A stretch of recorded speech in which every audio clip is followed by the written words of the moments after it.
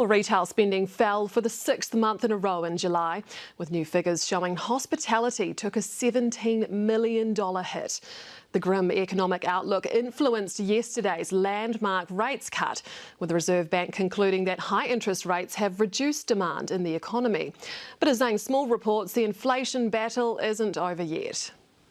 For father of three, TJ Tingson, managing the household bills is not easy when more than half of their income goes towards paying off the mortgage. It puts a lot of pressure in our family, in our finances. But with the help of a budgeting coach recommended by his broker My Money, TJ was able to reduce his annual expenses by $10,000. We had to cut back on dining out, eating out, some extracurricular stuff for our kids. So you can imagine his joy when the official cash rate was cut yesterday for the first time in 4 years.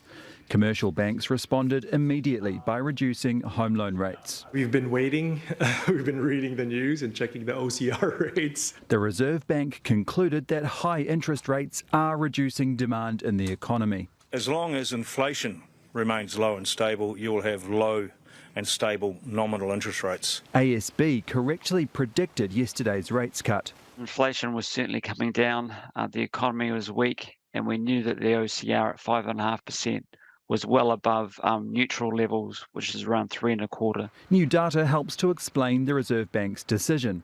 Retail card spending in July fell for the sixth consecutive month, evidence that demand is flat.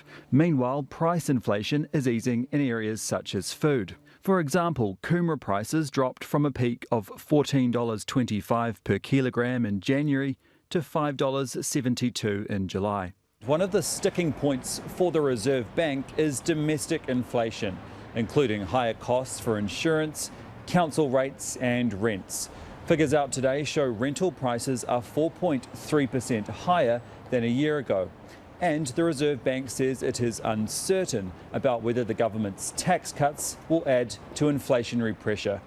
But with the economy in such a slump, unemployment is projected to rise from 4.6% to 5.4% in the coming year. The consumer is really struggling at the moment. For TJ, an unexpected cash injection made a big difference. And we received $10,000 from IRD as well. We didn't apply for it, but it was a benefit that apparently we were eligible to. And so we got that at that time that we needed it the most. A welcome boost for a parent who, like so many, is trying to manage the rising cost of raising a family.